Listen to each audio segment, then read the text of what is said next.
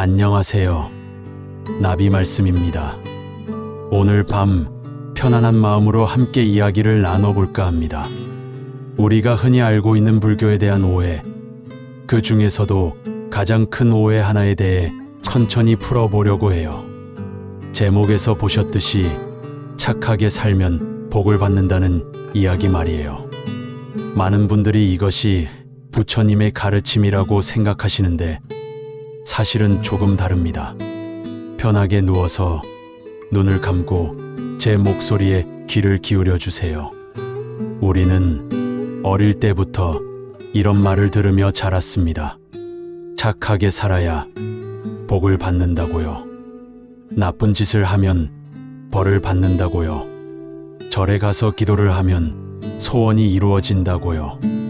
그래서 많은 사람들이 절에 가서 108배를 하고 촛불을 켜고 향을 피우며 간절히 빕니다. 합격하게 해달라고, 사업이 잘 되게 해달라고, 건강하게 해달라고. 그리고 그것이 부처님의 가르침을 따르는 것이라고 생각합니다. 하지만 부처님은 정말 그렇게 말씀하셨을까요? 부처님이 살았던 시대로 잠시 돌아가 볼까요? 지금으로부터 약 2500년 전 인도에 한 왕자가 있었습니다. 시다르타라는 이름의 그 왕자는 궁전 안에서 아무 부족함 없이 살았습니다. 하지만 어느 날 궁전 밖으로 나가 늙은 사람, 병든 사람, 죽은 사람을 보게 됩니다. 그리고 깨달았죠. 아, 이 세상의 모든 존재는 고통을 겪는구나.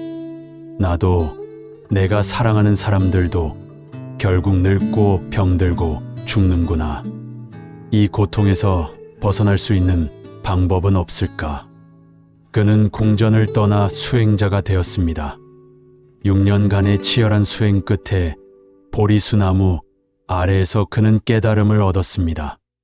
그리고 부처, 즉 깨달은 자가 되었습니다. 그가 깨달은 것은 무엇이었을까요? 신이 인간에게 복과 벌을 준다는 것이었을까요? 착하게 살면 천국에 가고 나쁘게 살면 지옥에 간다는 것이었을까요? 아닙니다.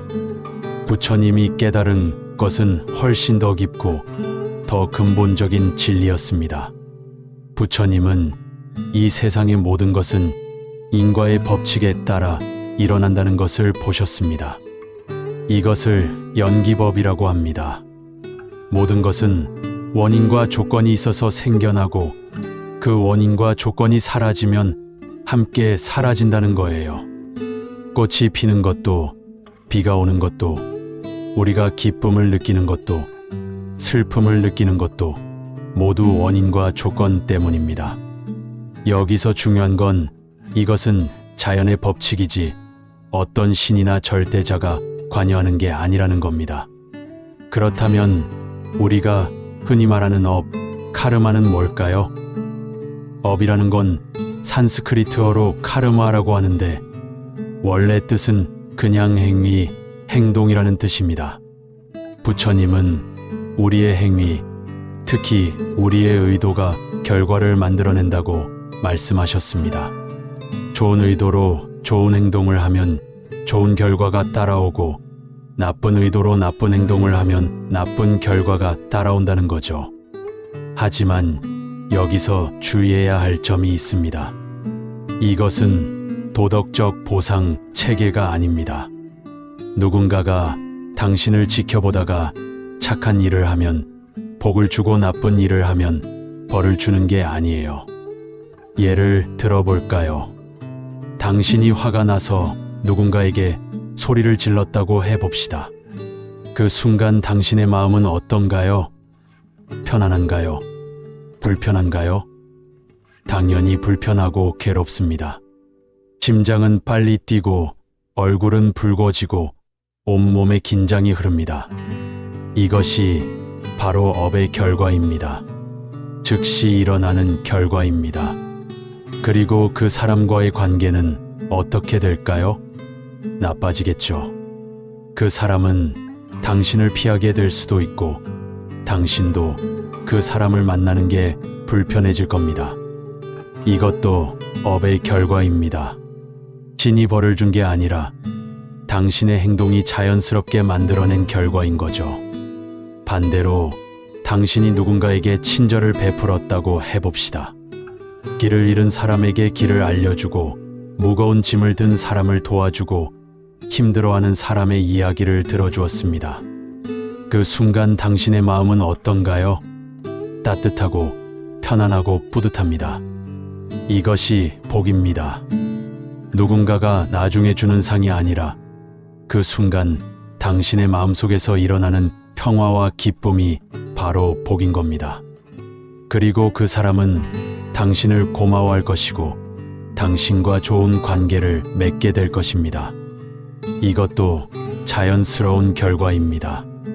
부처님은 이렇게 말씀하셨습니다. 당신이 뿌린 씨앗에 따라 열매가 맺힌다고요. 쓴 씨앗을 뿌리면 쓴 열매가 나오고 단 씨앗을 뿌리면 단 열매가 나온다고요. 이건 농사의 법칙입니다. 자연의 법칙입니다. 누가 상을 주거나 벌을 주는 게 아니에요. 당신이 뿌린 씨앗이 자라서 열매가 되는 것뿐입니다. 그런데 많은 사람들이 이것을 거래처럼 생각합니다. 내가 착한 일을 했으니 복을 주세요 라고 요구하는 겁니다. 마치 돈을 내고 물건을 사듯이요.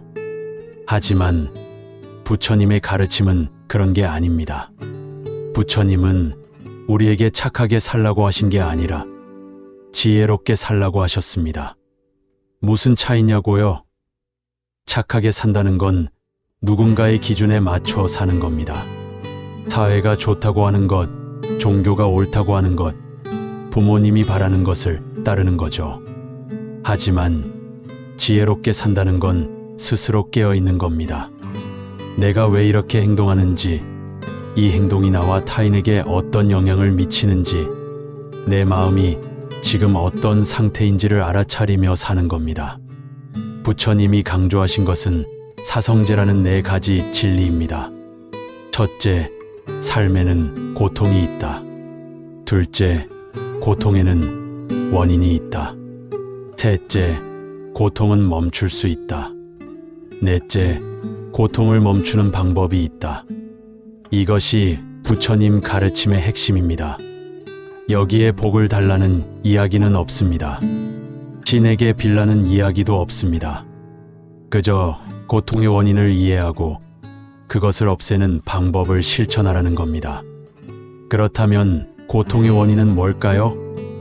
부처님은 가래, 즉 갈망이라고 하셨습니다. 우리는 끊임없이 무언가를 원합니다.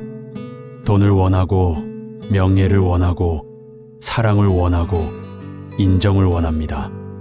그리고 원하는 것을 얻지 못하면 괴로워합니다. 설령 얻는다 해도 잠시뿐 곧 또 다른 것을 원하게 됩니다.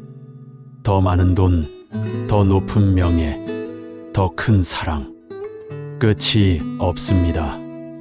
이 끝없는 갈망이 우리를 고통스럽게 만듭니다. 그런데 재미있는 건 우리는 착한 일을 할 때도 이 갈망을 가지고 한다는 겁니다.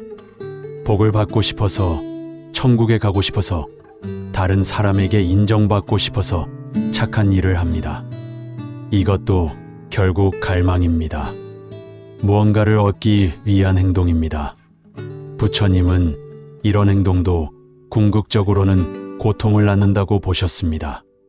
왜냐하면 복을 바라는 마음, 인정받고 싶은 마음, 그 자체가 이미 우리를 불안하게 만들기 때문입니다. 복을 받았을까? 안 받았을까? 신이 내 기도를 들어줄까? 안 들어줄까? 이런 생각들이 우리를 괴롭힙니다. 그래서 부처님은 무아, 즉 나라는 것이 없다고 말씀하셨습니다. 이게 무슨 뜻일까요? 우리가 보통 나라고 생각하는 것, 내 몸, 내 생각, 내 감정, 이런 것들을 자세히 들여다보면 고정된 실체가 없다는 겁니다. 몸은 계속 변하고 생각은 끊임없이 일어났다 사라지고 감정도 시시각각 바뀝니다. 그런데 우리는 이 모든 것을 나라고 착각합니다. 그리고 이 나를 지키고 나를 키우고 나를 만족시키려고 애씁니다. 이것이 고통의 뿌리입니다. 복을 받고 싶다는 것도 결국 이 나를 위한 것입니다. 내가 행복하고 싶고 내가 성공하고 싶고 내가 건강하고 싶은 겁니다. 하지만 부처님은 이 나라는 것이 허상이라고 하셨습니다. 우리는 모두 연결되어 있고 서로 의존하며 존재합니다.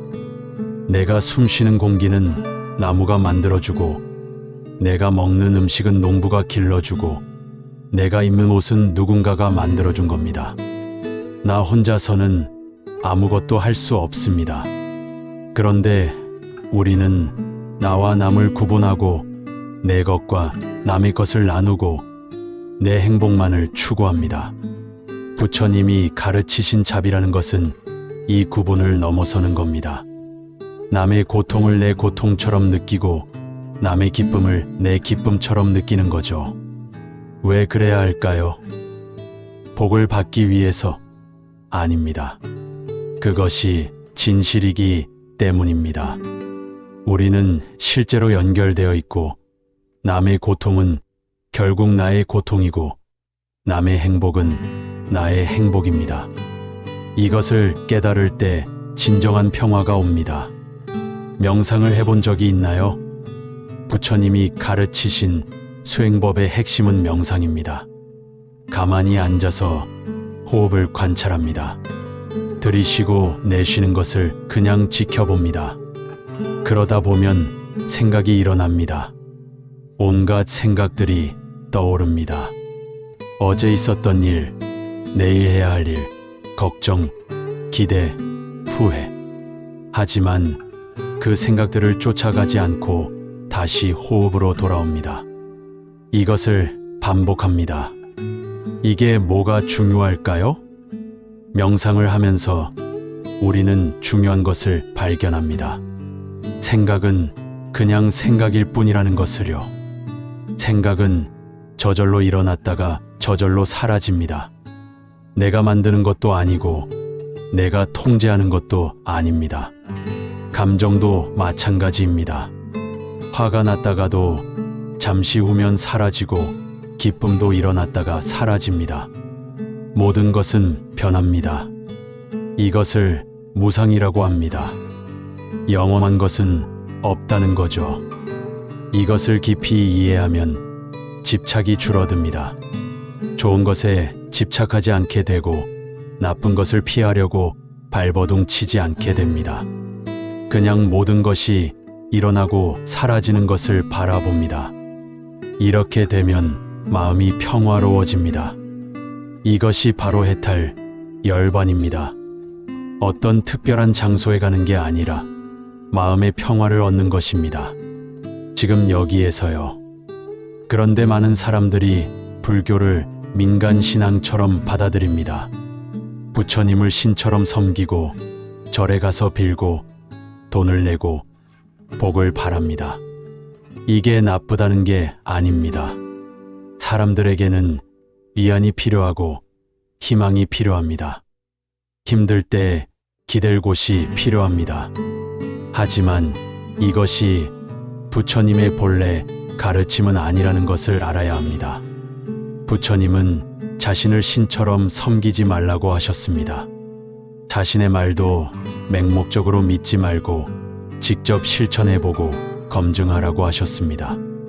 부처님의 마지막 말씀이 뭐였는지 아시나요?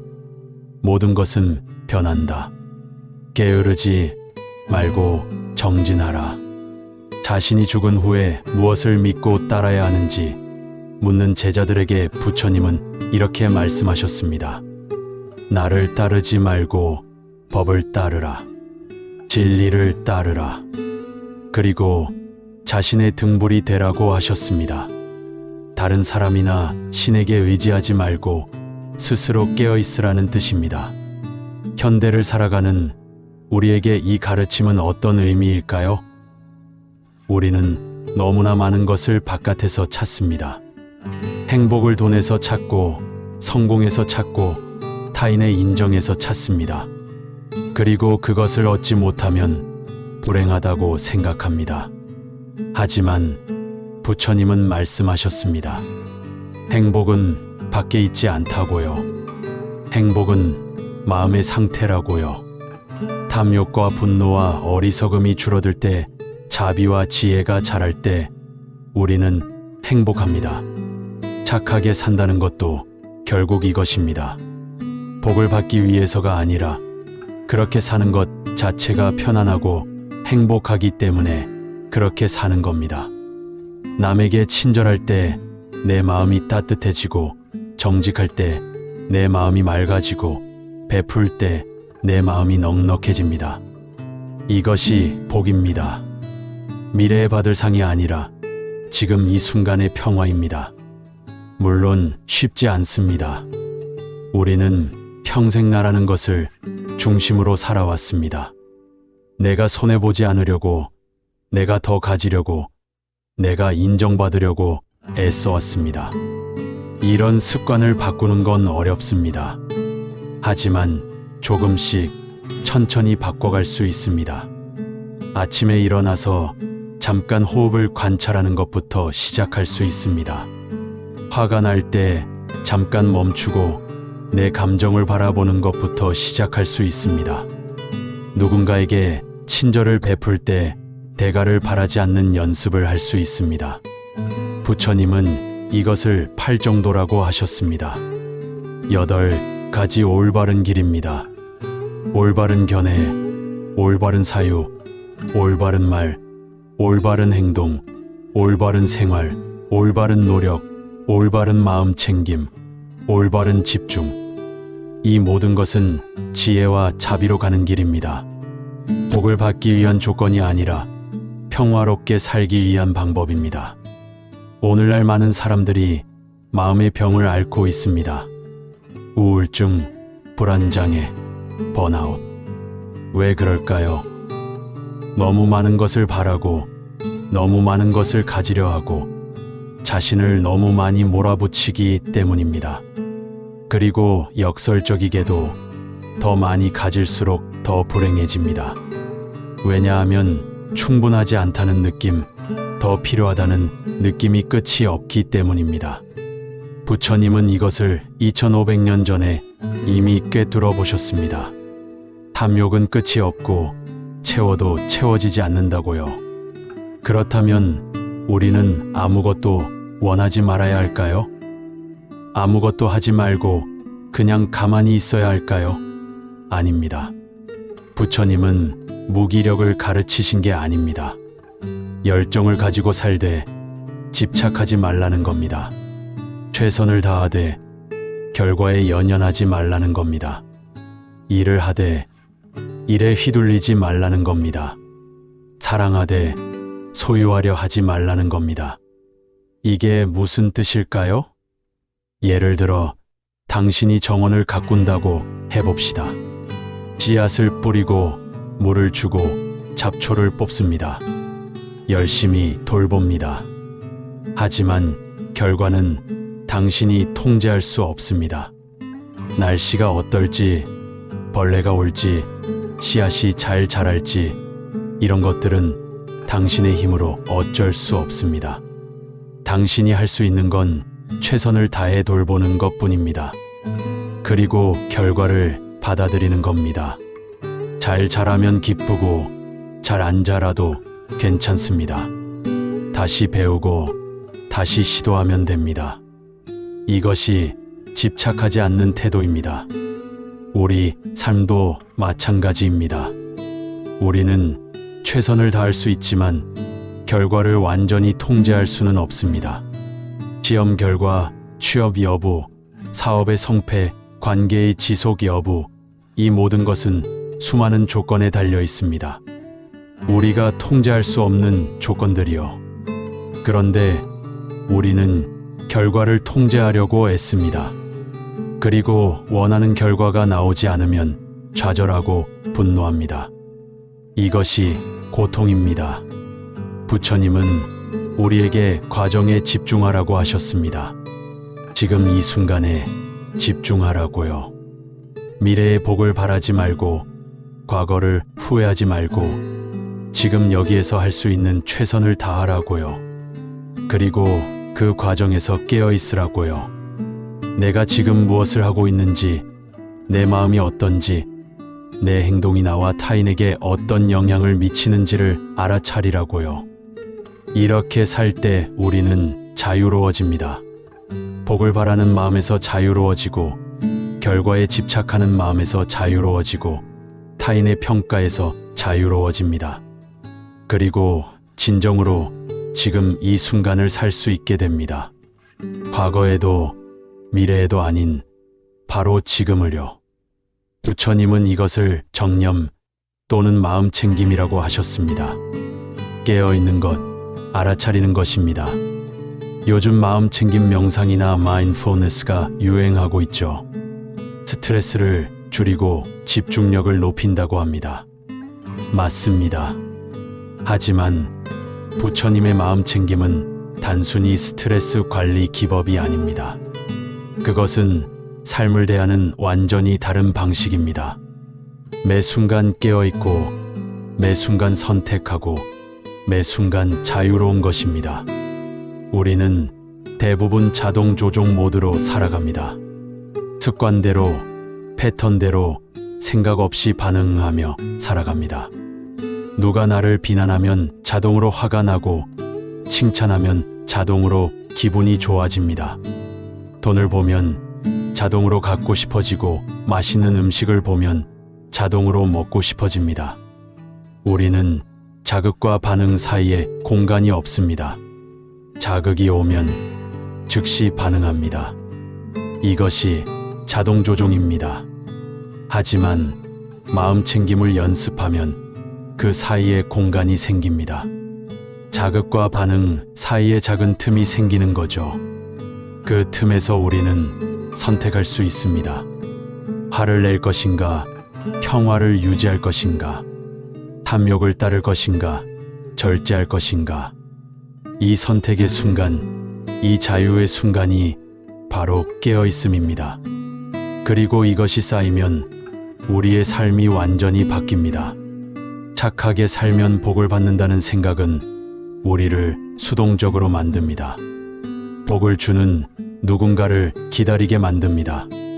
하지만 부처님의 가르침은 우리를 능동적으로 만듭니다. 우리 자신이 우리 삶의 주인이 되게 합니다. 우리의 선택이, 우리의 마음가짐이, 우리의 행동이 우리의 삶을 만들어간다는 것을 깨닫게 합니다. 그렇다면 업보라는 것은 어떻게 이해해야 할까요? 많은 사람들이 업보를 벌처럼 생각합니다. 나쁜 짓을 하면 언젠가 벌을 받는다고요. 전생에 지은 죄 때문에 이번 생에 고생한다고요. 하지만 이것도 오해입니다. 업보는 처벌이 아닙니다. 그것은 단지 원인과 결과의 연결고리입니다. 당신이 오늘 운동을 하면 몸이 건강해지고 담배를 피우면 폐가 나빠집니다. 이것이 업보입니다. 누가 당신을 벌주는 게 아니라 자연스러운 결과인 겁니다. 마음도 마찬가지입니다. 당신이 매일 분노와 미움을 키우면 당신의 마음은 어두워지고 괴로워집니다. 매일 자비와 사랑을 키우면 당신의 마음은 밝아지고 평화로워집니다. 이것이 업보입니다. 신비로운 것도 초자연적인 것도 아닙니다. 지극히 자연스러운 인과의 법칙입니다. 그런데 우리는 종종 이것을 잊어버립니다. 나쁜 일이 생기면 왜 나한테 이런 일이 생기나고 원망합니다. 누군가 나를 벌주는 것처럼 느낍니다. 하지만 조금만 깊이 들여다보면 원인을 발견할 수 있습니다. 건강이 나빠진 것은 오랫동안 불규칙한 생활을 했기 때문이고, 관계가 틀어진 것은 상대방을 소홀히 했기 때문이고, 일이 안 풀리는 것은 준비가 부족했기 때문일 수 있습니다. 물론 항상 명확한 것은 아닙니다. 때로는 우리가 통제할 수 없는 일들도 일어납니다. 하지만 그럴 때도 우리는 어떻게 반응할지 선택할 수 있습니다. 부처님은 이렇게 말씀하셨습니다. 두 개의 화살이 있다. 첫 번째 화살은 우리가 피할 수 없는 것들이다. 병, 노화, 상실, 죽음. 이것들은 삶의 일부다. 하지만 두 번째 화살은 우리가 스스로 쏘는 것이다. 첫 번째 화살에 대한 우리의 반응, 저항, 원망, 자기 연민이다. 첫 번째 화살은 피할 수 없지만 두 번째 화살은 피할 수 있다. 이것이 지혜입니다. 피할 수 없는 것을 받아들이고 바꿀 수 있는 것에 집중하는 것입니다. 우리는 항상 날씨를 바꿀 수는 없지만 어떤 옷을 입을지는 선택할 수 있습니다. 다른 사람의 생각을 바꿀 수는 없지만 우리가 어떻게 대할지는 선택할 수 있습니다. 과거를 바꿀 수는 없지만 과거를 어떻게 해석하고 그로부터 무엇을 배울지는 선택할 수 있습니다. 복을 바라는 마음의 문제는 우리를 미래로 데려간다는 것입니다. 지금은 불행하지만 나중에 복을 받으면 행복해질 거라고 생각합니다. 그래서 지금을 희생합니다. 지금 힘들어도 참고 지금 괴로워도 견딥니다. 언젠가 보상받을 날을 꿈꾸면서요. 하지만 그 미래는 오지 않습니다. 아니, 미래가 와도 우리는 또 다른 미래를 꿈꿉니다. 끝이 없습니다. 부처님은 우리에게 지금 이 순간에 있으라고 하셨습니다. 과거는 이미 갔고 미래는 아직 오지 않았습니다. 우리가 가진 것은 오직 지금뿐입니다. 그리고 이 지금 속에 모든 것이 있습니다. 행복도, 평화도, 자유도 모두 지금 여기에 있습니다. 우리가 깨어있기만 한다면요. 지금 이 순간 당신은 편안한 곳에 누워 있습니다. 따뜻한 이불이 당신을 감싸고 있고 부드러운 베개가 당신의 머리를 받치고 있습니다. 숨을 쉴 수 있고 심장이 뛰고 몸이 쉬고 있습니다. 이것이 복입니다. 특별히 무언가를 해서 받은 상이 아니라 삶이 우리에게 주는 선물입니다. 하지만 우리는 이것을 당연하게 여기고 더 많은 것을 원합니다. 감사하는 마음을 가지라고 하면 많은 사람들이 복을 받기 위해 감사해야 한다고 생각합니다. 감사하면 더 많은 복이 온다고요. 하지만 진정한 감사는 그런 게 아닙니다. 진정한 감사는 이미 우리가 가진 것을 알아차리는 겁니다. 당연하게 여기던 것들이 얼마나 소중한지를 깨닫는 겁니다. 숨 쉴 수 있는 것, 걸을 수 있는 것, 볼 수 있는 것, 들을 수 있는 것. 이 모든 것이 기적입니다. 부처님 시대에 한 부자가 있었습니다. 그는 많은 재산을 가지고 있었지만 항상 불안했습니다. 더 많이 벌어야 한다고, 더 많이 저축해야 한다고 생각했습니다. 그는 부처님을 찾아와 물었습니다. 어떻게 하면 마음의 평화를 얻을 수 있습니까? 부처님은 이렇게 답하셨습니다. 당신이 가진 것으로 충분하다는 것을 알 때 평화가 옵니다. 충분함을 아는 것, 이것을 지족이라고 합니다. 우리 시대의 가장 큰 병은 절대 충분하지 않다는 느낌입니다. 더 많은 돈, 더 큰 집, 더 좋은 차, 더 높은 직위. 우리는 끊임없이 더 많은 것을 원합니다. 광고는 우리에게 말합니다. 이것을 사면 행복해질 거라고. 하지만 사고 나면 잠시뿐 곧 또 다른 것이 필요해집니다. 부처님은 이것을 아사바라고 하셨습니다. 번뇌 또는 마음의 오염이라고 할 수 있습니다.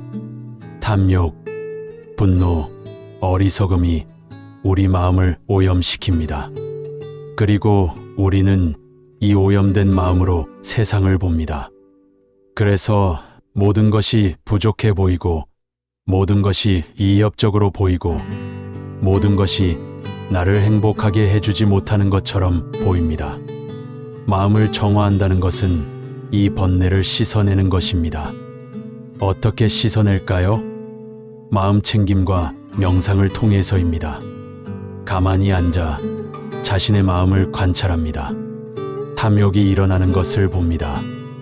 아, 지금 내 마음에 탐욕이 있구나. 그것을 판단하지 않고 그냥 봅니다. 그러면 신기하게도 그것이 저절로 사라집니다. 분노도 마찬가지입니다.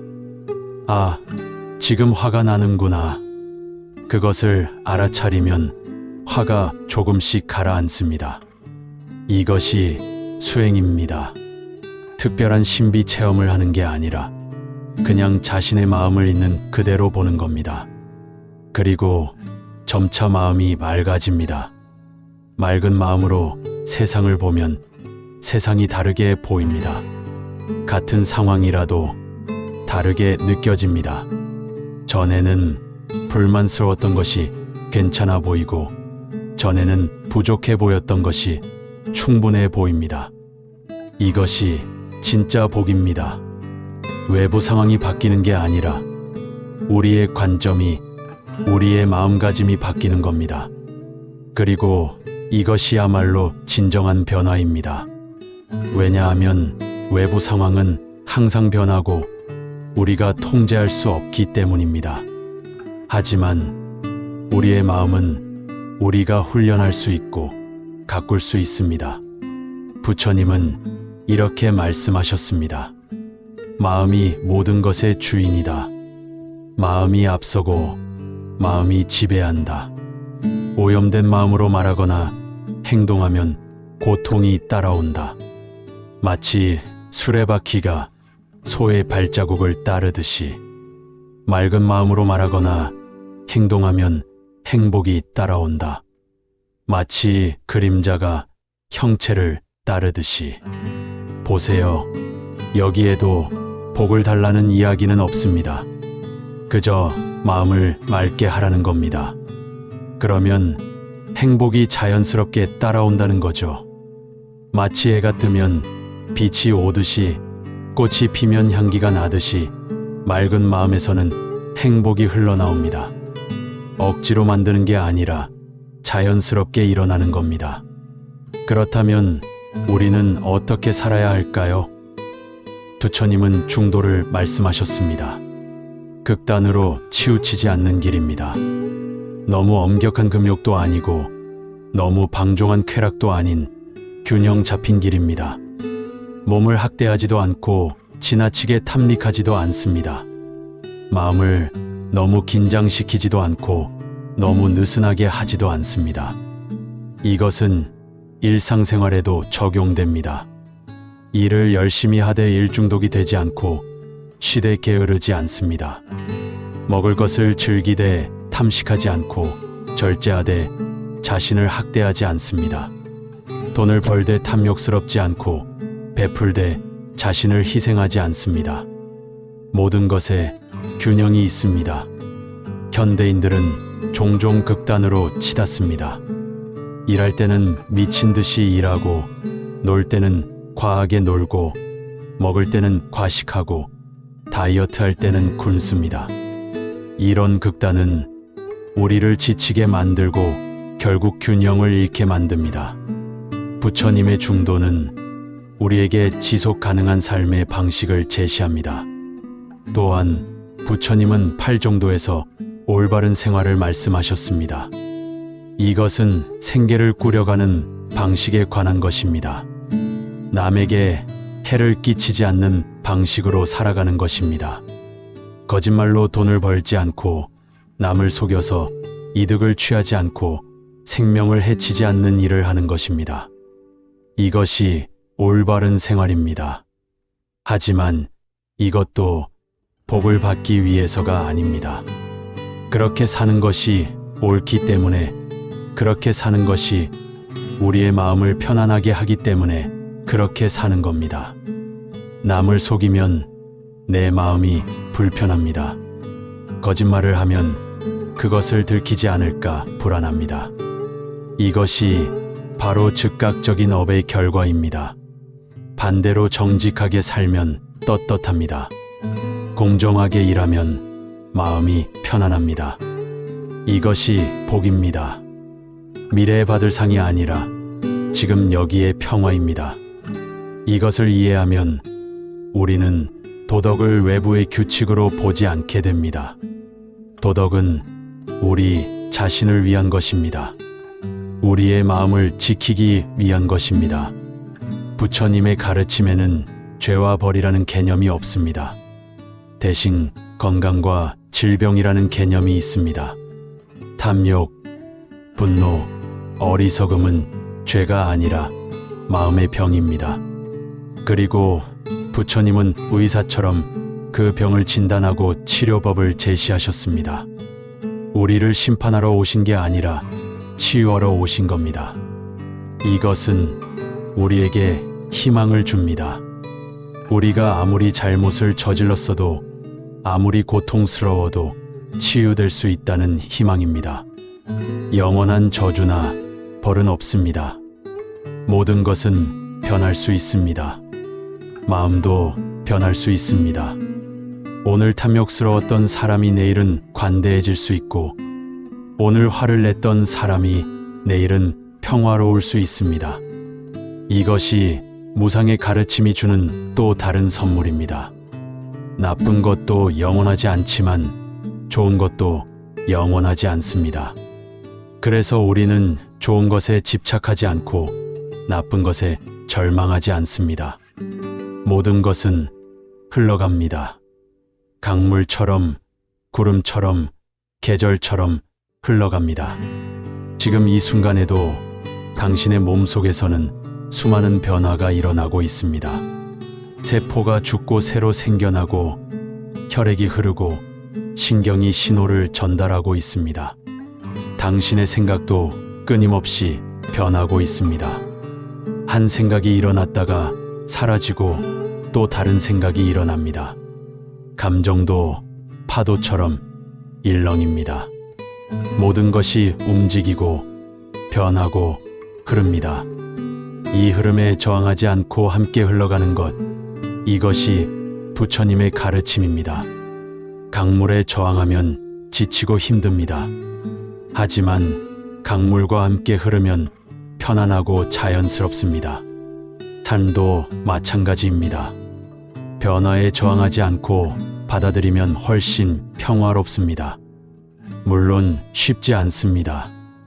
우리는 좋은 순간을 붙잡고 싶어 하고 나쁜 순간을 밀어내고 싶어 합니다. 하지만 그럴수록 더 괴롭습니다. 좋은 순간은 붙잡을 수 없고 나쁜 순간은 밀어낼 수 없습니다. 모든 것은 자신의 때에 오고 자신의 때에 갑니다. 부처님은 이것을 비유로 설명하셨습니다. 한 사람이 독화살을 맞았다. 주변 사람들이 화살을 빼려고 하는데 그 사람이 말한다. 잠깐, 이 화살을 누가 쐈는지, 어떤 나무로 만들었는지, 어떤 독을 발랐는지 먼저 알아야겠다고. 그러는 사이 그 사람은 죽을 것이다. 이 비유가 말하는 것은 무엇일까요? 우리는 종종 불필요한 질문에 시간을 낭비한다는 겁니다.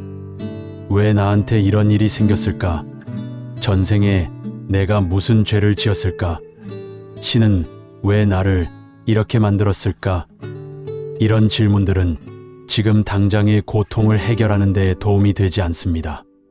중요한 것은 지금 화살을 빼는 것, 지금 고통을 멈추는 것입니다.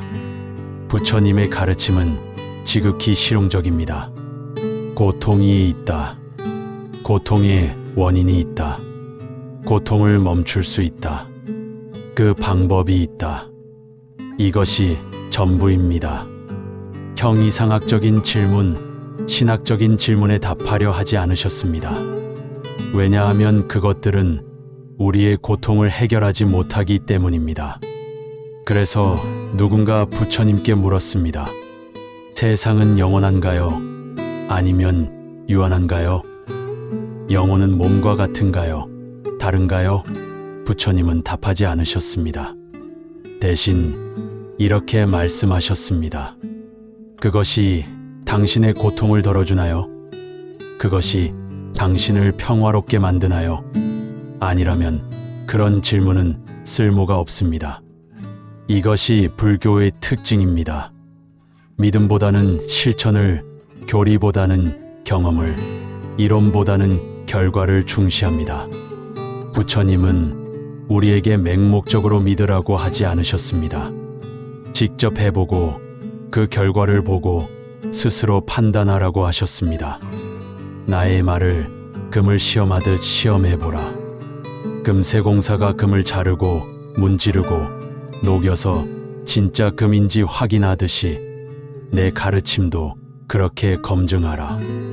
내가 스승이라고 해서, 전통이라고 해서, 많은 사람들이 믿는다고 해서 받아들이지 말라.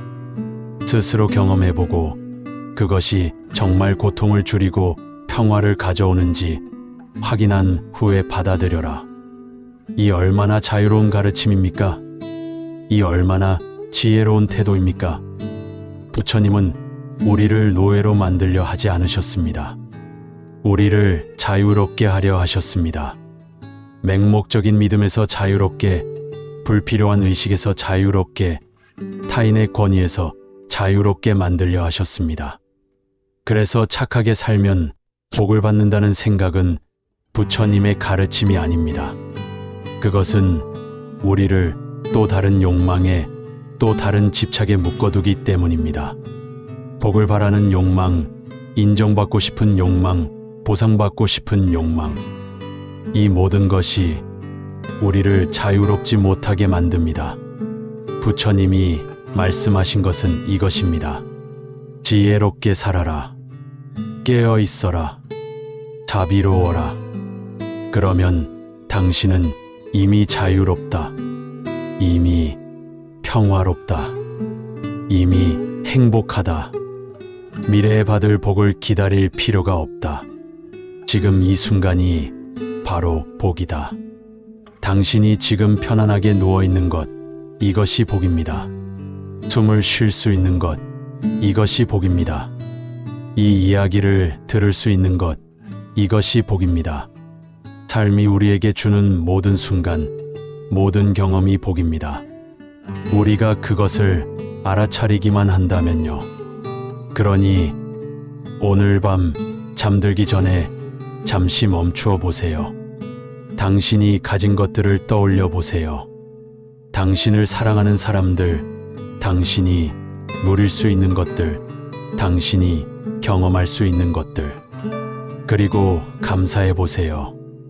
더 많은 복을 달라고 빌지 말고 이미 당신이 가진 복을 알아차려 보세요.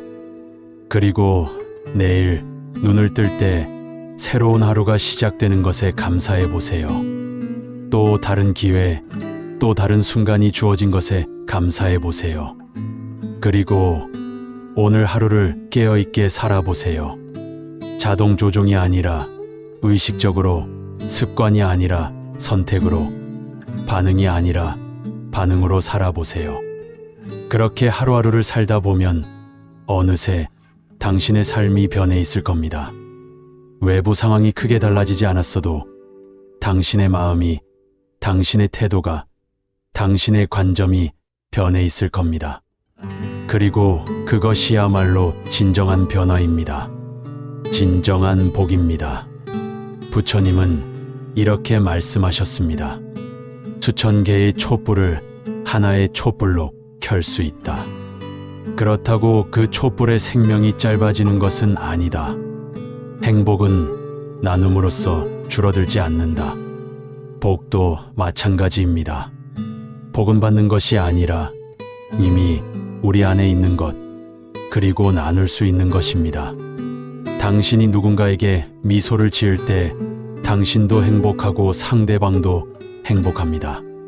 당신이 누군가를 도울 때 당신도 보람을 느끼고 상대방도 감사함을 느낍니다.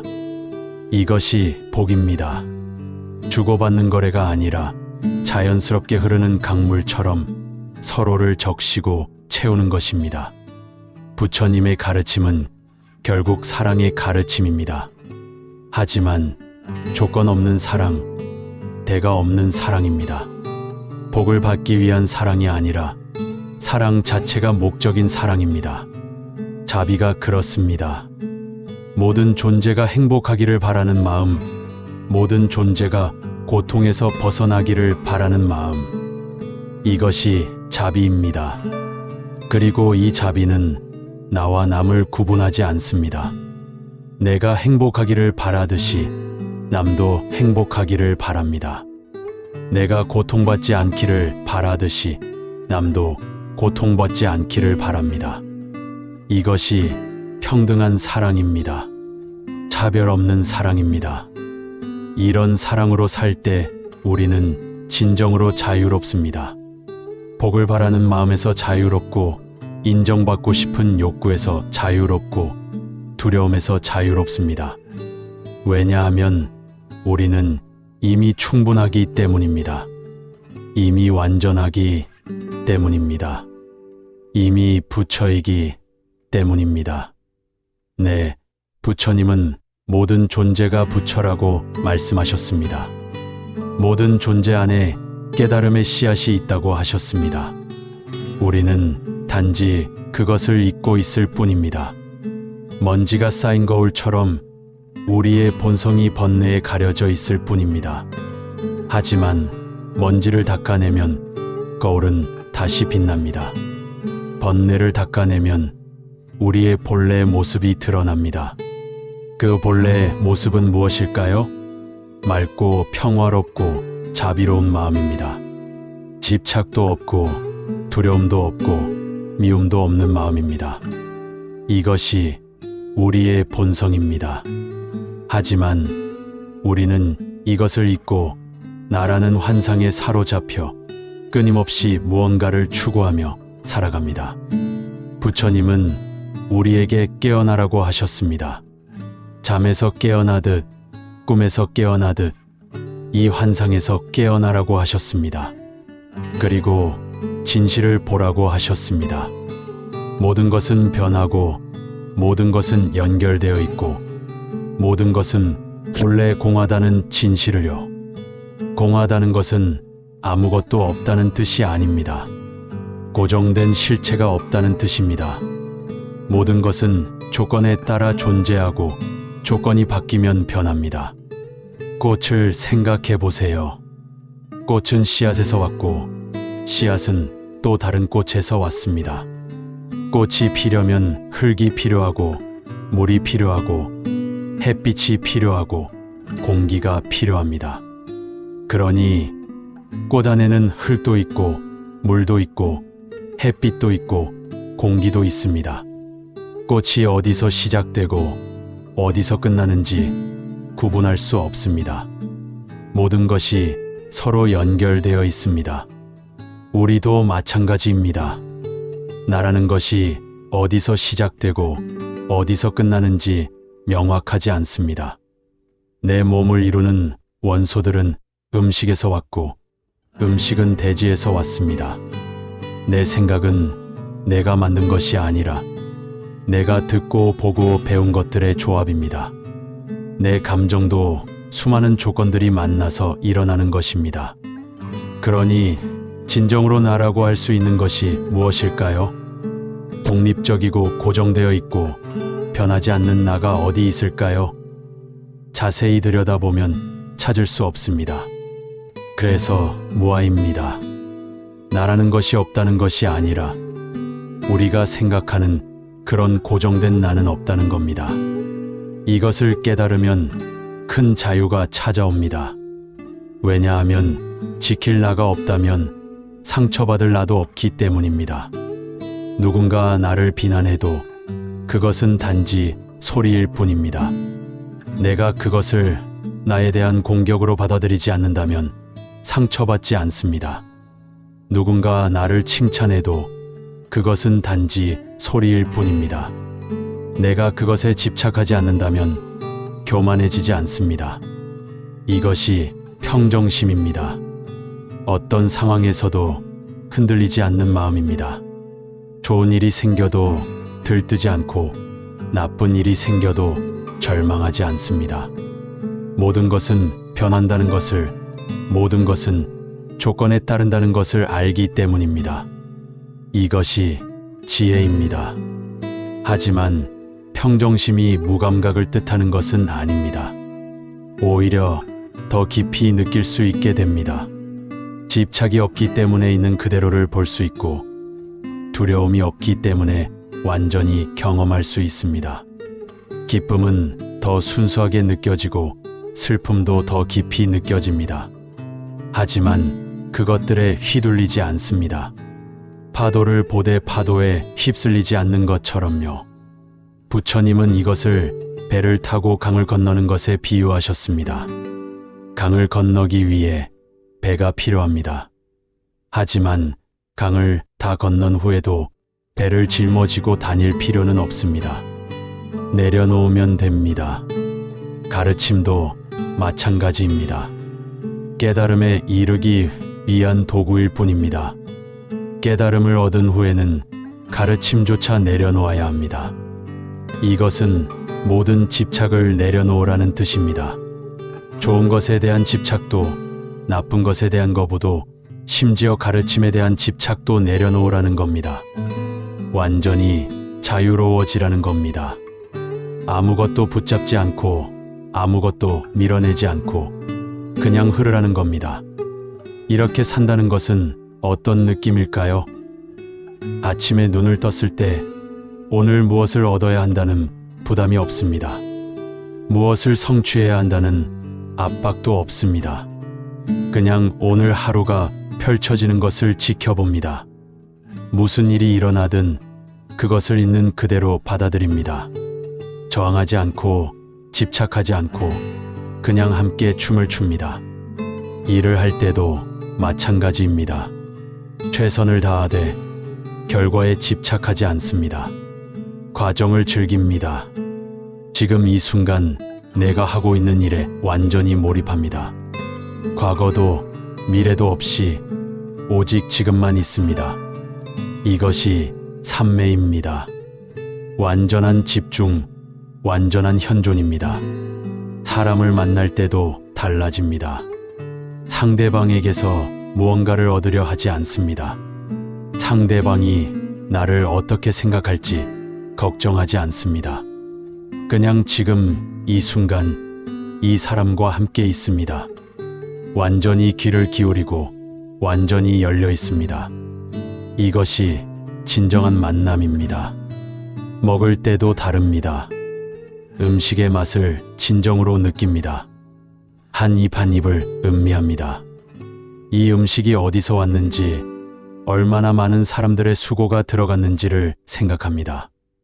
농부, 운전사, 요리사, 모든 이들에게 감사합니다. 이것이 마음챙김 식사입니다. 걸을 때도 다릅니다. 어디론가 빨리 가려고 서두르지 않습니다. 한 걸음 한 걸음을 음미합니다. 발이 땅에 닿는 느낌, 몸이 움직이는 느낌을 느낍니다. 주변의 소리, 냄새, 풍경을 알아차립니다. 걷는 것 자체가 목적입니다. 도착하는 것이 아니라요. 이렇게 사는 것이 깨어있는 삶입니다. 자동 조종이 아니라 의식적인 삶입니다. 과거에 사는 것도 미래에 사는 것도 아닌 지금 여기에 사는 삶입니다. 이것이 부처님이 가르치신 삶입니다. 그런데 많은 사람들이 이렇게 말합니다. 그렇게 살면 너무 느리지 않나요? 현대 사회에서는 빨리 움직여야 하는데요. 하지만 깨어있다는 것은 느리다는 뜻이 아닙니다. 빠르게 움직이면서도 깨어있을 수 있습니다. 중요한 것은 속도가 아니라 의식입니다. 자동차를 빠르게 운전할 수 있습니다. 하지만 졸면서 운전하는 것과 깨어서 운전하는 것은 완전히 다릅니다. 깨어 있으면 주변의 모든 것을 알아차리고 적절하게 반응할 수 있습니다. 사고를 피할 수 있습니다. 삶도 마찬가지입니다. 빠르게 살되 깨어 있으면 됩니다. 그리고 실제로 깨어 있을 때 우리는 더 효율적입니다. 한 가지 일에 집중하면 그 일이 더 잘 되고 더 빨리 끝납니다. 동시에 여러 가지를 하려다 보면 오히려 아무것도 제대로 하지 못합니다. 마음 챙김은 우리를 더 생산적으로 만듭니다. 역설적이게도요. 하지만 진정한 마음 챙김은 생산성을 위한 도구가 아닙니다. 그것은 삶을 사는 방식입니다. 더 많이 하기 위한 것이 아니라 더 깊이 살기 위한 것입니다. 양이 아니라 질입니다. 얼마나 많은 것을 경험했는가가 아니라 얼마나 완전히 경험했는가입니다. 부처님은 이렇게 말씀하셨습니다. 과거에 연연하지 마라. 이미 갔다. 미래를 쫓지 마라. 아직 오지 않았다. 단지 지금 이 순간을 명확히 보라. 흔들리지 않고 동요하지 않고 오늘 해야 할 일을 열심히 하라. 누가 내일 죽을지 알겠는가? 우리는 죽음과 흥정할 수 없다. 이것은 두려움을 주려는 말이 아닙니다. 깨어나라는 말입니다. 우리의 시간은 유한합니다.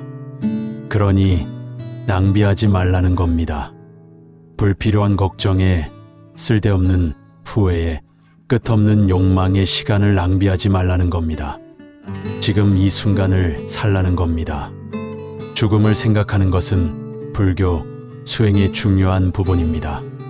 죽음을 생각하면 삶이 더 소중해집니다. 사소한 것들이 중요하지 않아집니다. 정말 중요한 것이 무엇인지 보입니다.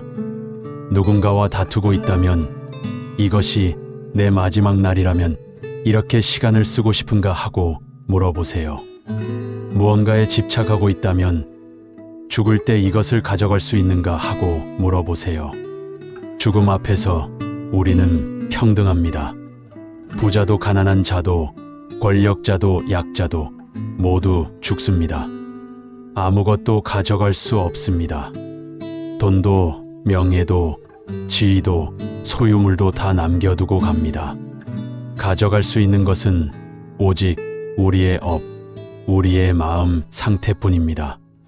그러니 진정으로 중요한 것은 무엇을 가졌는가가 아니라 어떻게 살았는가입니다. 얼마나 사랑했는가, 얼마나 자비로웠는가, 얼마나 지혜로웠는가입니다. 얼마나 깨어 있었는가입니다. 복을 받기 위해 착하게 사는 것이 아닙니다. 그렇게 사는 것이 바로 복이기 때문에, 그렇게 사는 것이 의미 있기 때문에, 그렇게 사는 것이 아름답기 때문에 그렇게 삽니다. 보상이 필요 없습니다. 그 자체로 충분합니다. 당신이 누군가를 도왔을 때 그 순간의 따뜻함을 느껴보세요. 누군가가 고마워할 때 그 미소를 보세요. 이것이 복입니다. 이것으로 충분하지 않나요? 더 무엇이 필요한가요? 당신이 정직하게 살 때 밤에 편안히 잘 수 있습니다. 거짓말을 들키지 않을까 걱정하지 않아도 됩니다. 이것이 복입니다.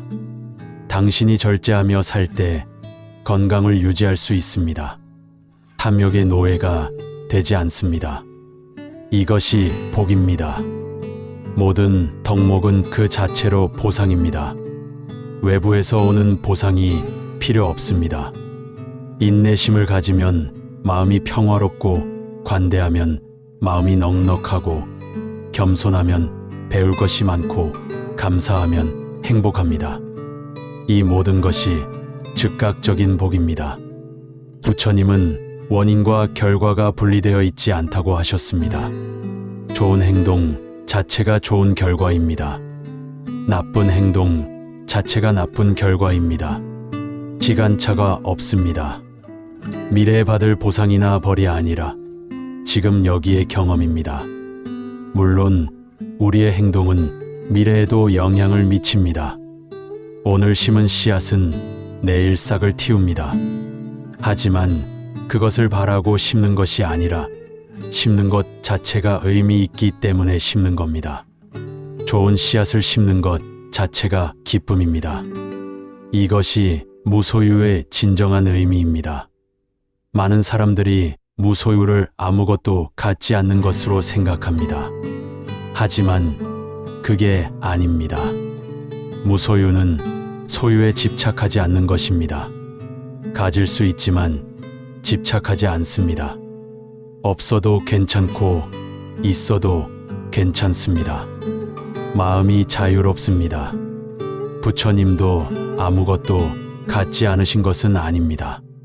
옷이 있었고 바루가 있었고 쉴 곳이 있었습니다. 하지만 그것들에 집착하지 않으셨습니다. 있으면 사용하고 없으면 없이 지내셨습니다. 이것이 진정한 자유입니다. 우리도 그렇게 살 수 있습니다. 물건을 가질 수 있지만 물건에 소유되지 않습니다. 관계를 맺을 수 있지만 관계에 의존하지 않습니다. 일을 할 수 있지만 일에 정체성을 두지 않습니다. 모든 것을 가볍게 열린 손으로 잡습니다. 열린 손으로 잡으면 언제든 놓을 수 있고 언제든 다시 잡을 수 있습니다. 하지만 꽉 쥐면 손이 아프고 손에 쥔 것도 손상됩니다. 집착은 우리가 집착하는 대상 모두를 해칩니다. 사랑하는 사람도 마찬가지입니다. 진정으로 사랑한다면 소유하려 하지 않습니다. 상대방의 자유를 존중하고 상대방의 행복을 바랍니다. 내 곁에 있든 없든 상대방이 행복하기를 바랍니다. 이것이 진정한 사랑, 집착 없는 사랑입니다. 이렇게 사랑할 때 두려움이 없습니다. 잃을까 봐 두렵지 않고 버림받을까 봐 걱정하지 않습니다. 왜냐하면 처음부터 소유한 것이 아니기 때문입니다. 그냥 함께하는 시간을 감사히 여기고 그 시간이 끝나면 놓아줍니다. 슬프지만 괜찮습니다. 모든 것은 변하니까요. 이것이 불교의 수용입니다. 체념이 아닙니다. 무기력도 아닙니다. 있는 그대로를 보고 있는 그대로를 받아들이는 것입니다. 저항하지 않는다고 해서 아무것도 하지 않는 것은 아닙니다. 오히려 더 효과적으로 행동할 수 있습니다. 현실을 직시하기 때문입니다. 부처님 시대에 한 여인이 있었습니다. 그녀의 아들이 죽었습니다. 그녀는 슬픔에 미쳐 아이의 시신을 안고 다니며 살려달라고 빌었습니다. 사람들이 부처님께 데려가면 도와주실 거라고 말했습니다. 그녀는 부처님을 찾아갔습니다. 부처님은 그녀에게 말씀하셨습니다. 아이를 살릴 수 있습니다. 하지만 한 가지가 필요합니다. 죽음을 겪지 않은 집에서 겨자씨를 구해오세요. 여인은 기뻐하며 마을로 갔습니다. 집집마다 돌아다니며 겨자씨를 구했습니다. 하지만 모든 집에 죽음이 있었습니다. 할아버지가 돌아가셨거나 어머니가 돌아가셨거나 아이가 죽었거나. 여인은 깨달았습니다. 죽음은 삶의 일부라는 것을, 모든 사람이 겪는 것이라는 것을, 자신만 고통받는 것이 아니라는 것을. 그녀는 부처님께 돌아와 아이를 화장했습니다. 그리고 부처님의 제자가 되어 수행했습니다. 부처님은 그녀에게 죽은 아이를 살려주지 않으셨습니다. 대신 더 큰 것을 주셨습니다. 깨달음을, 지혜를, 평화를 주셨습니다. 아이의 죽음이라는 고통을 통해 그녀는 삶의 진실을 보았습니다. 그리고 그 진실이 그녀를 자유롭게 했습니다. 고통은 피할 수 없습니다.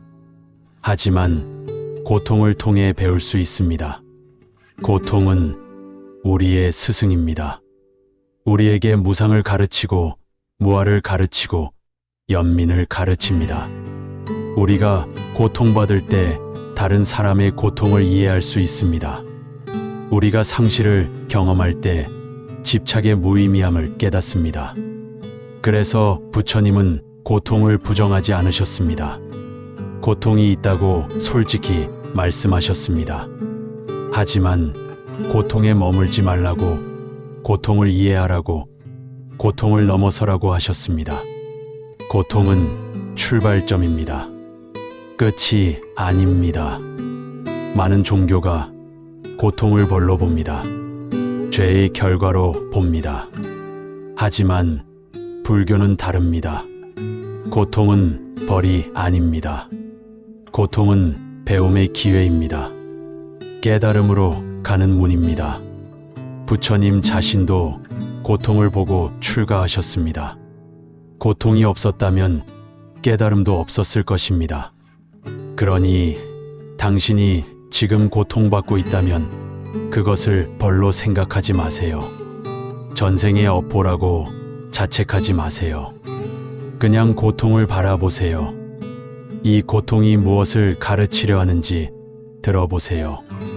이 고통 속에서 무엇을 배울 수 있는지 찾아보세요.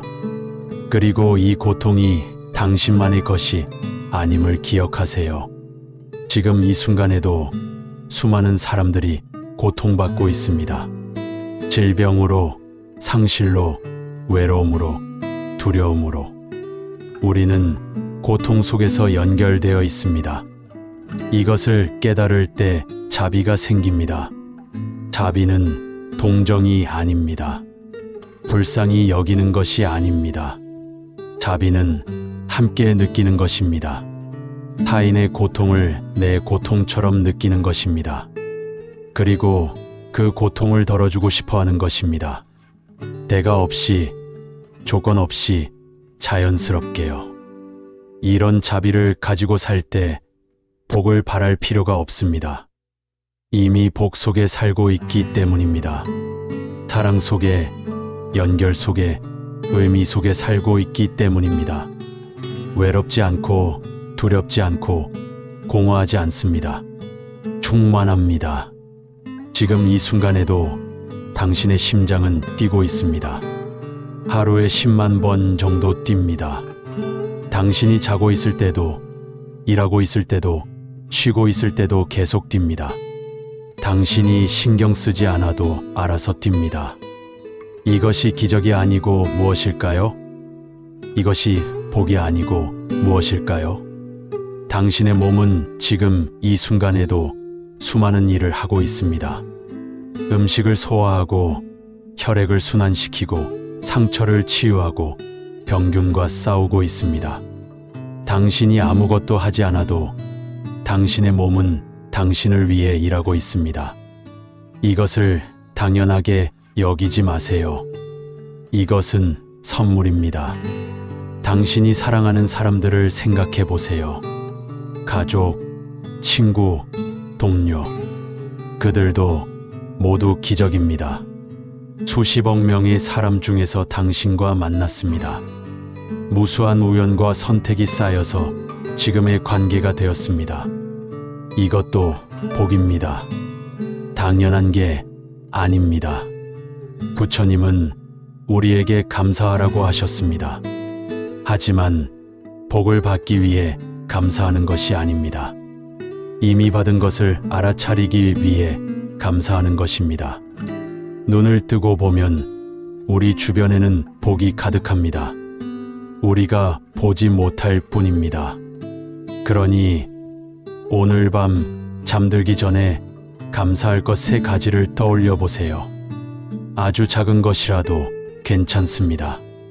따뜻한 물로 샤워할 수 있었던 것, 맛있는 식사를 했던 것, 누군가와 나눈 짧은 대화. 무엇이든 좋습니다. 그리고 그것에 감사해 보세요. 이것을 매일 하다 보면 당신의 시선이 바뀝니다. 부족한 것을 보는 대신 가진 것을 보게 됩니다. 불만 대신 감사가, 원망 대신 기쁨이 자라납니다. 이것이 마음을 가꾸는 것입니다.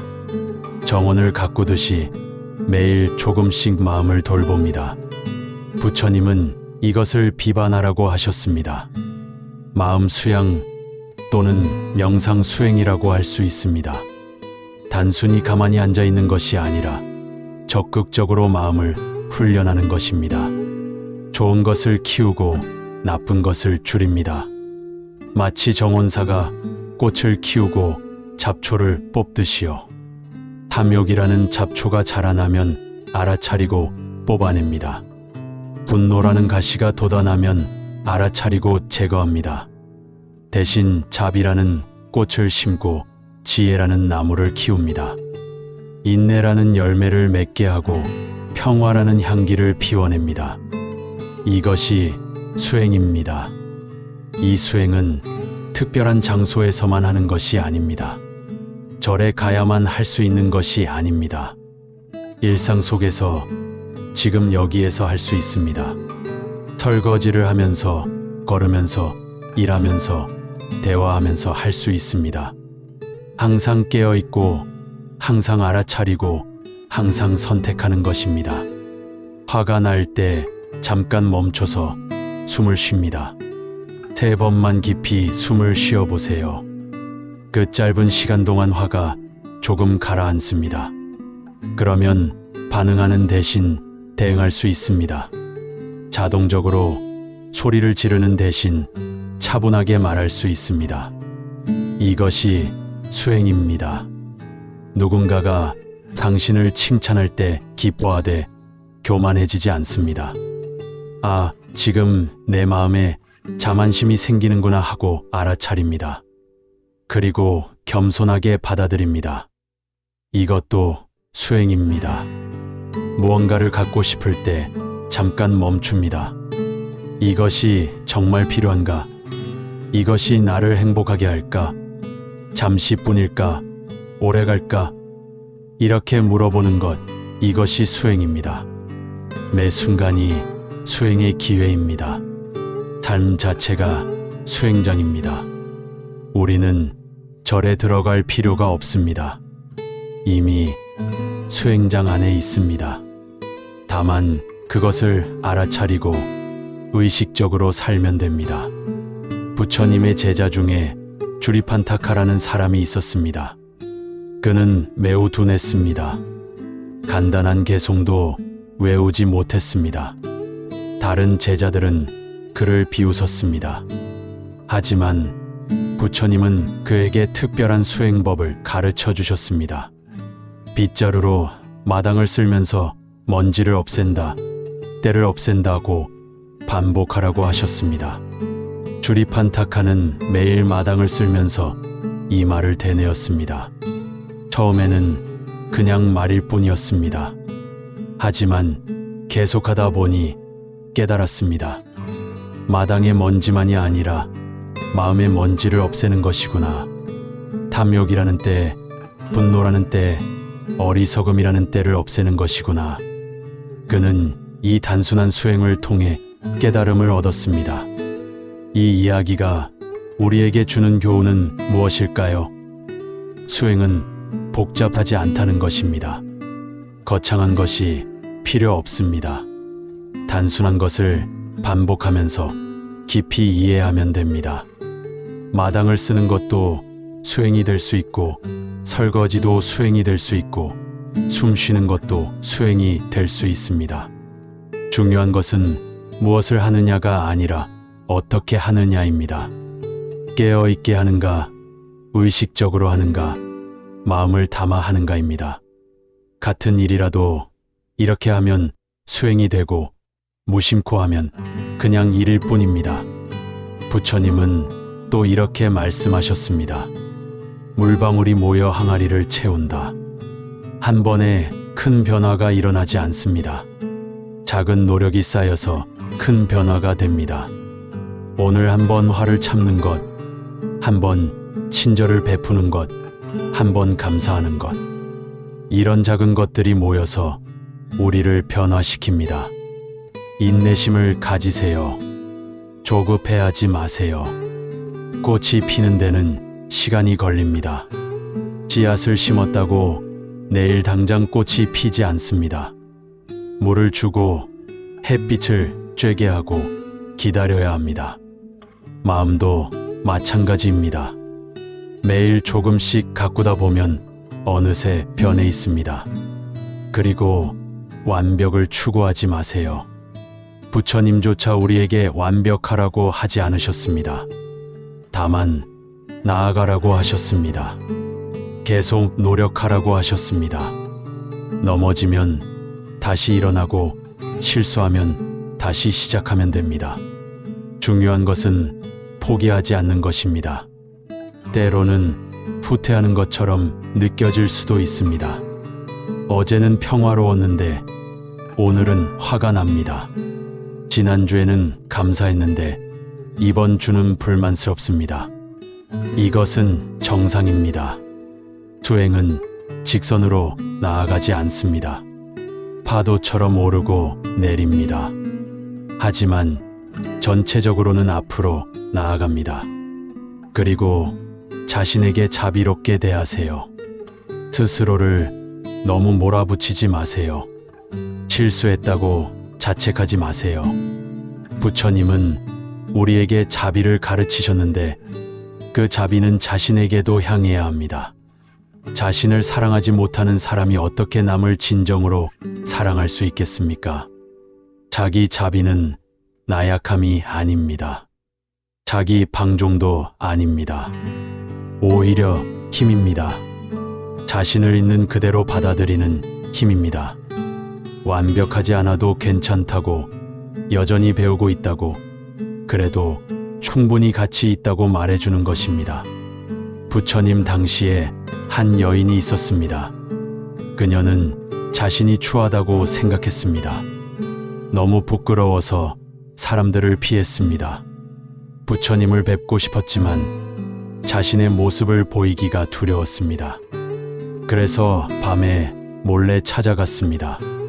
부처님은 그녀를 보시고 말씀하셨습니다. 당신은 아름답습니다. 모든 존재는 본래 아름답습니다. 당신이 자신을 추하다고 생각하는 것은 잘못된 견해입니다. 그리고 그녀에게 가르침을 주셨습니다. 그녀는 깨달았고 자신을 받아들이게 되었습니다. 그 후 그녀는 자신감 있게 살았습니다. 우리도 종종 자신을 부정적으로 봅니다. 충분하지 않다고, 가치 없다고, 사랑받을 자격이 없다고 생각합니다. 하지만 이것은 진실이 아닙니다. 이것은 우리 마음이 만들어낸 환상입니다. 우리는 모두 불성을 가지고 있습니다. 모두 깨달을 수 있는 가능성을 가지고 있습니다. 당신의 과거가 어떻든, 당신이 무엇을 했든, 당신은 변할 수 있습니다. 과거는 당신을 정의하지 않습니다. 당신의 실수가 당신의 전부가 아닙니다. 당신은 매 순간 새롭게 선택할 수 있습니다. 이것이 희망입니다. 안굴리말라라는 사람이 있었습니다. 그는 악명 높은 살인자였습니다. 많은 사람을 죽였습니다. 하지만 부처님을 만나 깨달음을 얻고 제자가 되었습니다. 사람들은 믿을 수 없었습니다. 그런 사람도 변할 수 있다는 것을요. 하지만 안굴리말라는 진심으로 참회하고 수행했습니다. 그리고 평화로운 승려가 되었습니다. 이것이 불교의 아름다움입니다. 누구도 포기하지 않습니다. 누구도 구원받을 수 없다고 말하지 않습니다. 모든 존재는 변할 수 있고 성장할 수 있고 깨달을 수 있습니다. 아무리 어두운 과거를 가졌어도, 아무리 많은 실수를 했어도 지금 이 순간부터 다르게 살 수 있습니다. 복을 바라지 마세요. 당신은 이미 복 받을 자격이 있는 존재입니다. 아니, 복을 받을 자격이 있다는 표현도 맞지 않습니다. 당신은 이미 복입니다. 당신의 존재 자체가 기적입니다. 우주의 수많은 조건이 모여서 지금 여기 당신이 있습니다. 이것만으로도 충분히 놀랍지 않습니까? 당신이 숨 쉬고 생각하고 느끼고 사랑할 수 있다는 것. 이것이 얼마나 대단한 일입니까? 당신은 별의 먼지로 만들어졌습니다. 당신 몸속의 원소들은 수십억 년 전 별의 중심에서 만들어진 것입니다. 그 원소들이 모여서 당신이 되었습니다. 당신은 우주의 일부입니다. 우주가 자신을 경험하는 방식입니다. 이런 관점에서 보면 모든 것이 다르게 보입니다. 우리는 각자 분리된 존재가 아닙니다. 우리는 모두 연결되어 있습니다. 같은 공기를 마시고, 같은 물을 마시고, 같은 땅 위에 섭니다. 우리는 하나의 생명 공동체입니다. 그러니 누군가를 해치는 것은 결국 우리 자신을 해치는 것입니다. 누군가를 돕는 것은 우리 모두를 돕는 것입니다. 이것을 깨달을 때 자비가 자연스럽게 흐릅니다. 억지로 자비로워지려 하지 않아도 진실을 보면 저절로 자비로워집니다. 부처님은 이것을 이렇게 표현하셨습니다. 모든 존재가 행복하기를 바란다. 모든 존재가 평화롭기를 바란다. 모든 존재가 고통에서 벗어나기를 바란다. 이것은 기도가 아닙니다. 소원이 아닙니다. 이것은 진실입니다. 우리가 모두 연결되어 있다는 진실에서 나오는 자연스러운 바람입니다. 지금 이 순간 전 세계 어딘가에서 아기가 태어나고 있습니다. 어딘가에서 누군가가 마지막 숨을 거두고 있습니다. 어딘가에서 사람들이 웃고 어딘가에서 사람들이 울고 있습니다. 이 모든 것이 지금 동시에 일어나고 있습니다. 우리는 이 거대한 생명의 흐름 속에 있습니다. 이것을 느낄 수 있나요? 당신만 혼자가 아니라는 것을요. 당신의 기쁨과 슬픔을 수많은 사람들이 함께 경험하고 있다는 것을요. 우리는 함께 이 삶이라는 여행을 하고 있습니다. 함께 배우고, 함께 성장하고, 함께 깨달아가고 있습니다. 그러니 서두르지 마세요. 목적지에 도착하려고 조급해하지 마세요. 여행 자체를 즐기세요. 길 위에서 만나는 사람들과 교류하세요. 길가의 풍경을 감상하세요. 여행이 끝나면 다 끝입니다.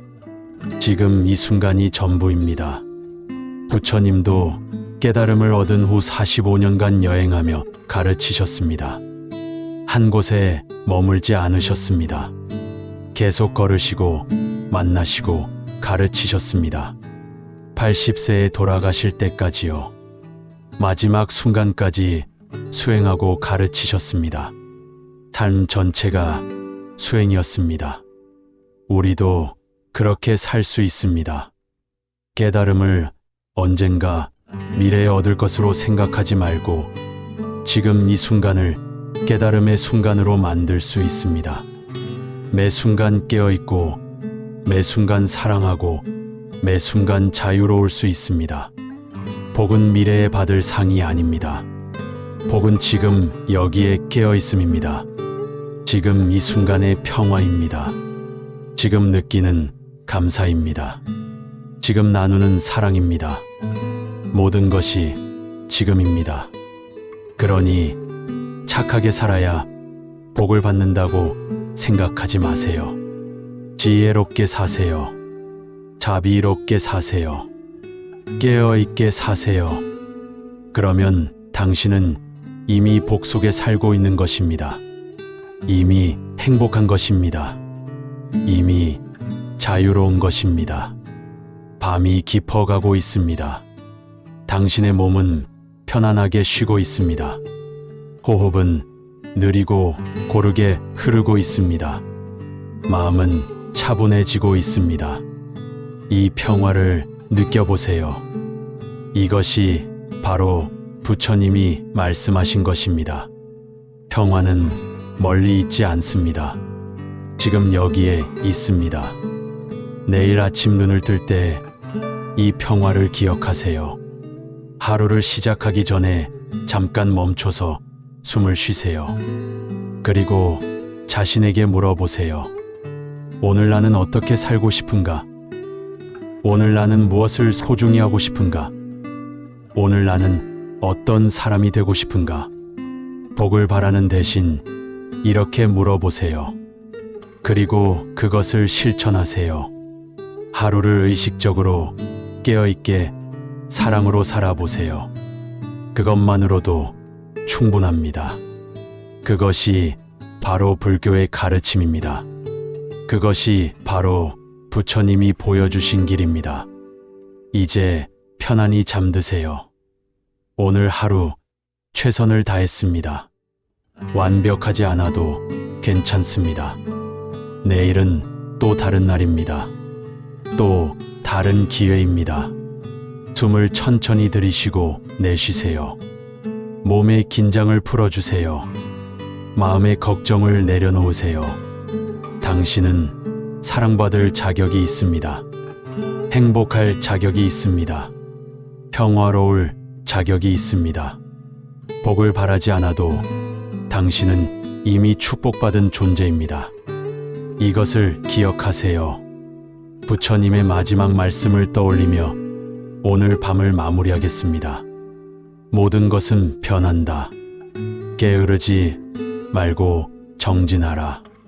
하지만 동시에 이것도 기억하세요. 지금 이 순간 당신은 이미 완전합니다.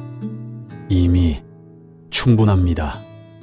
이미 집에 있습니다. 편안한 밤 되시고 평화로운 꿈 꾸시기를 바랍니다. 모든 존재가 행복하기를, 모든 존재가 평화롭기를, 모든 존재가 자유롭기를. 안녕히 주무세요.